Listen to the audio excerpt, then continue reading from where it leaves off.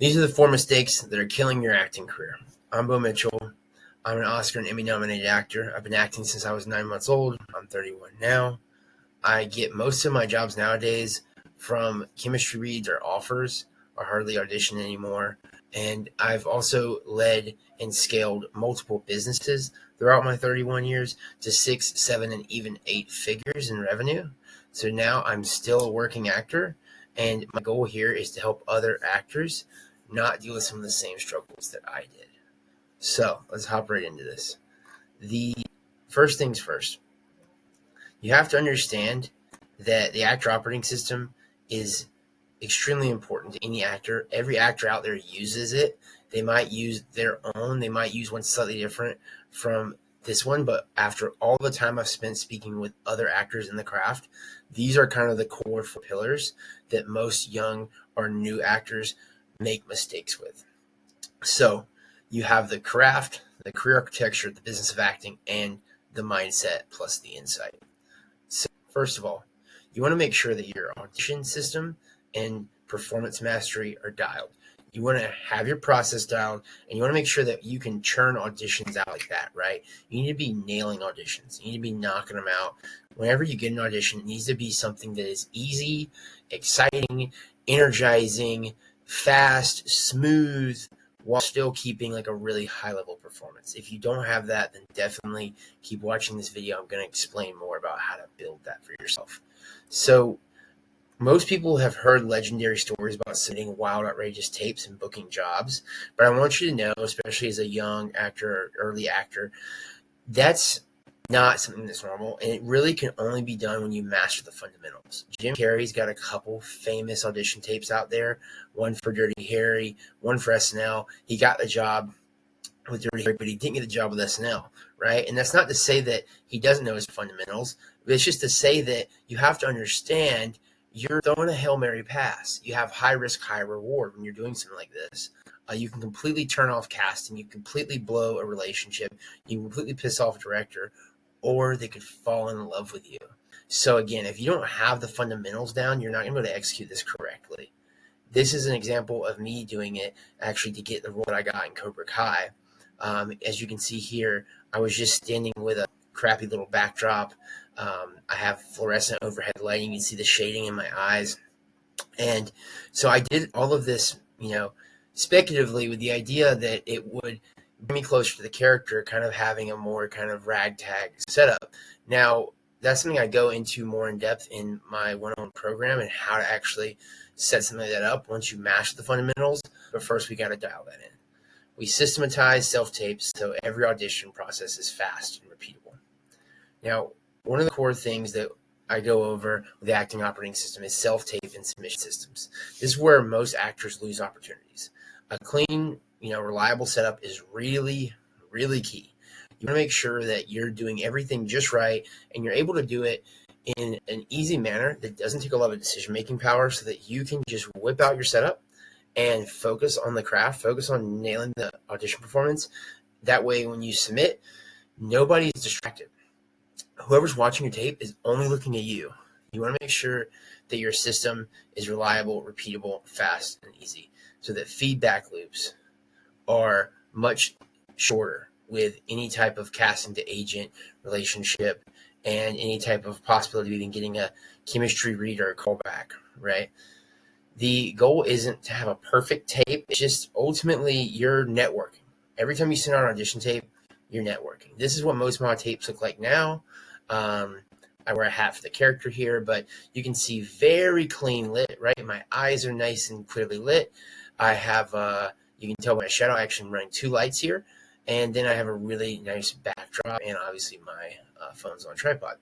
So when we work, basically on how you actually show up in the room with the camera, we can really determine where the career is going to go long term because you're showing people a standard of your work, right? Whenever you submit a really good audition. So the next part of the audition that's the technical, right? The next part is the craft, the art, the audition performance. So having the audition system and the setup repeatable is really important so that you can make the most room in your mind in your space for the craft. Ultimately, making sure that we have time to read over the script multiple times. If you get the full script of the film or the project, which starts happening when you get bigger auditions, when you have a better representation, when you have, a stronger resume, you got to be able to bang out reading that script basically overnight, or at least know how to cherry pick what to read out of the script. And these are some key things that I go over in my one-to-one program. The link for that is below if you haven't already booked a call with me. But the key thing here is to understand that when you're reading for an audition, you have a finite space that you have to operate in, and you really need to make sure that you're able to show them the character that they want to see, while also showing them your range, even if it's not necessarily written within the character. That comes down to a lot of psychology, a lot of, understanding casting, understanding the director, doing your research. If you're reading for a director in a casting group that usually casts more dramatic roles, even if they're casting for a comedy, they're probably casting for a more grounded comedy. So you don't want to go in there giving them like an Adam Sandler style comedy performance where it's kind of over the top, kind of funny, kind of punchline heavy, stuff like that, because they're probably used to dramatic stuff. So they might be going for more of like a dark ironic. They might be going for more of a kind of grounded, more sarcastic type of vibe, maybe even satirical. Who knows, right? But that's the type of thing you want to think about who you're performing for. I always just say, do 2 takes, do one you like, do one you think casting likes. Easy. So this isn't about acting hard. It's about becoming watchable, repeatable, and easy to cast. We don't guess, we don't hope, and we don't wing it.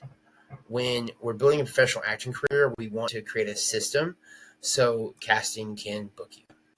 Easy enough. Now we're going on to the next pillar.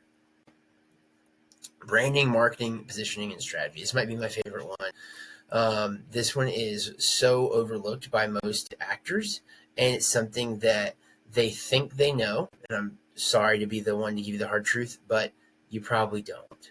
So we want to start building your career architecture, right? We don't want to guess. We don't want to react to trends. We don't want to, think that someone else might see you as this. We want to know where you're going with your career. We want to be an architect of that, and we want to build a clear path. And we want you to have branding that gets you there. So strategy and career architecture is pretty straightforward. You basically, when we work together one-on-one, I have you completely fill out a full onboarding form for this. There's some really powerful questions in that make you think probably in ways that you haven't often thought about your career and about acting. The goal for this is really to understand the direction of your career. So this is where direction replaces noise. I'm not just saying like branding is not going out on TikTok and like getting everybody to learn your name by doing something cringe and viral. Branding is having, first of all, an understanding of you yourself. You are the brand. Okay. Like when I was younger, this is my IMDb now, and now I have a different brand, right? When I was younger, my brand was like kind of curly headed, like surfer skater kid. And I was booking roles for that. And you can see that in Eastbound and Down. You can see that in Cobra Kai. You can see that in Palo Alto. I had this like blonde curly mop, and like I was literally, that was my signature, and it was like almost like something that people could spot me if I would just, someone drew an outline. Another famous example of that is Conan. For a long time, Conan, the talk show host, was using just his outline of his hair, right, as like an insignia for himself. So those are great examples of like what that looks like. And that's just kind of a tip of the iceberg. But ultimately, you want to make sure that things are congruent. So like I said, this is my IMDb now. And ultimately, this is how talented actors become bookable, right? Is because they have a clear brand. Things are congruent. When people look you up across Instagram, TikTok, LinkedIn, and you should have a LinkedIn, Actors Access, whatever other casting sites you're on, IMDb, Active Pitch, whatever, so forth, you're the same guy or the same gal or same person across the board, essentially, right? That's really, really key. So ultimately, when, folks work with me, I give them a homework packet. I give them some SOPs, some standard operating procedures, and basically we get their reels re-edited. We usually get headshots redone. We usually, we obviously flood the market with their new branding, or at least we concrete what their current branding is, and then reassess it. And it's almost like a rebrand, but we're just making sure all of the data is congruent, and we make sure that you basically have a social presence strategy. So that's really, really key. We don't really brand for attention. We want to brand for casting here. Down the road, you can rebrand and you can become like a crazy person if you want to. You can have this like wild lifestyle or whatever. You become the cool guy, that lives, off in the middle of the woods. I don't know, whatever you want to do. But in the beginning, you have to be brandable for casting, right? You have to get casted enough times for people to realize how good of an artist you are, so that then you can start doing some of the larger things with your life. Ultimately, talent opens the door, and position determines who walks through it. That's what we're trying to do, is position you here. So agent, managers, partners, money, this is the business of acting, okay? I meet so many actors that are like super into the art, right? They're super far on the side of like, I'm here for the art and the passion. Then there's some people that are over here for like the fame and the money. You would say, oh, that might not be the right way to go about it. And I agree. But I also agree that being so focused on the art, you don't know up from down, also has its own evils, right? And it's also not the way to go about it. So what I want to do here is I want you to understand that there is a happy medium. There's a meet in the middle of understanding, marketing, understanding, how money works, understanding how the business side works, while still loving the art, while still being passionate. Okay, so let's really dive into that right now. And I want to show you kind of some of the key points that I've found over the year. This is really where actors stop hoping and start creating leverage. Okay, so this is a group of now friends and colleagues from a movie called The 52nd State, coming out soon. Amazing cast and crew there. We were shooting in Bogota, Colombia, and it was one of the best times of my life. And those folks are all just so incredibly talented.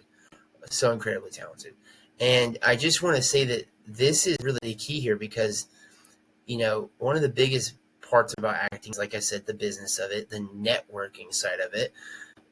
I now know all these amazing, talented people, right? I've gotten to work with them. I've made friendships with them. I've made relationships, and that will hopefully last a lifetime. But now I also have so many talented people that I can lean on, that I can say, hey, what might you do in this situation? Or, hey, I saw you're doing this thing. Is there potentially an opportunity for us to work together here? Stuff like that happens, and it's only going to happen when you have a network and when you understand the industry.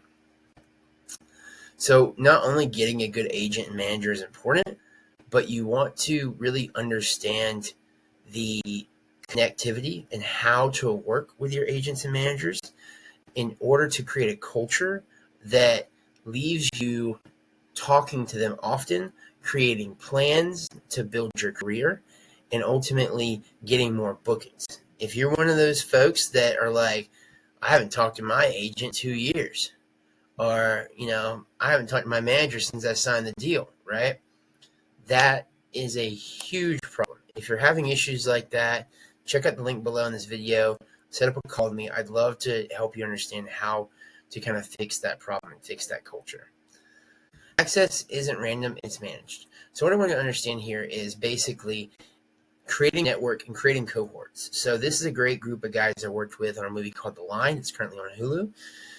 Since working with these guys, I've gotten opportunities to do a lot more stuff, but even how I got to do this movie is pretty crazy, right? So this guy right here, Lewis Pullman, actually saw me do a lead character in a short film at South by Southwest like 10 years ago. He was there watching me, recognized me. This movie was in very early stages of writing back then with the director and co-writer here, Ethan Berger, and he basically he was like, yo, Ethan, I think this guy's perfect for this role. And Ethan listened to his friend, and they gave me the opportunity to read. And fast forward, a few years later, when it came time, I got the part, right? When it came time to finally shoot, when they got funded, I got the part. So I would have never got that part. I would have never been on any of these guys' radar if it wasn't for this dude seeing me in a short film that I did for free, and, thought it was going to go nowhere. And then, boom, it gets me a job, right? So it's all about understanding how these strings attach together. So I'm going to get a little bit deeper with you. Here on the cast of Sweet Dreams, and the director here, Elijah Starkey, great dude, hide in the back. Me and him met on a skateboarding session. We were at a park together skateboarding. Me and him both skate. And so through that, we both hung out and skated together and realized we're both in the industry. Now, Elijah also was directing the line. So when my name came across the desk, Elijah also pushed for me to get the role because he knew who I was. And then down the road, after he saw me work on the line, and we got to actually work together in the industry, not just skate together as friends, he then just straight up offered me the role in this film, which was a huge, huge opportunity, really fun time. I had a great time. Worked with Bobby Lee, Anderson .Paak, so many other talented people here. And yeah, it was super cool. So all that to say that these cohorts of people, right, and networking and creating friendships and bonds are so important. And this is something that's really simply understood by entrepreneurs and business folks, especially really high level business folks that work in Fortune 500, Fortune 1000 companies. But it's something that's lost a lot in the acting and art realms, is understanding the importance of relationships and networking. So this is really one of the things I see most acting coaches avoid. And I think it's really what keeps most careers alive. Most coaches usually work in the realm of the craft, and I don't often see a lot of coaches really breaking down the business of acting, the money, the control, and the longevity pillars. So ultimately, every role has a cost, right? It's not just a paycheck. And when you understand, how to fulfill that need, you're going to be able to connect with people. You're going to be able to have a more fulfilling acting career because you're going to get to work with friends, people that you love and trust. And on top of that, you're going to get to create amazing art with them. On top of that, you're going to get more work and continue doing what you love, which is one of the most important things for me. So talent gets attention, leverage builds careers. Now we're going on to the fourth and final pillar here. I'm going to take a sip of my coffee because we've been talking for a while. This pillar here is really special to me because I think that you have a ton of actors out there that have experienced, really tough struggles with mindset and perspective and longevity because of, bad things for being frank, like drugs, alcohol, depression, anxiety, so forth. So the understanding of this is really the key to preventing yourself from getting, kind of drug into one of those situations, right? So this is where you kind of separate yourself from a burnout case. Understanding the identity shift from being an auditioning actor or starving artist to a book professional, right? Getting used to being told no to, being competent, even in situations you're not familiar with, dismantling imposter syndrome, under pressure, being able to regulate emotions, on-set professionalism, patience versus urgency, opulence mindset, things like that, understanding the long game, right? And thinking and conditioning. When you look at actors that have true longevity, right? We have Denzel Washington here, one of the GOATs. This dude is a legend. I hope to get to work with him one day. I have some friends that have worked with him. And, he's badass. This dude's been doing it a while. And he didn't just get here by luck. He didn't just get here because he's an amazingly talented artist, director, actor, so forth. He got here because he understands the mindset and he understands longevity, right? You also see that in his life because he's doing pretty good for his age, right? And how he's moving and how he's thinking. He's healthy. And same thing here, Meryl Streep, another GOAT, right? Absolute legend. Again, would love the opportunity to get to work with her, even just meet her and ask her a few questions. But again, look at the age, right? She's most people's, grandma, no disrespect. And most people's grandma are hunched over with a walker, right? And she's, still moving, she's healthy, and she has also a very, very, sharp mindset and longevity and understanding of, career architecture. So I drag this back to me, but ultimately, talent doesn't end careers. Poor identity management does. This is This was a Nikon ad that then got bought by Land Rover. Anyway, I shot this when I was 5, and I'm still getting nickel checks from it today, which I think is just really funny and cool. But ultimately, when I was a kid, I was dreaming of going from something like this basically to something like this, having my name on a marquee. This was actually outside of theaters across the country.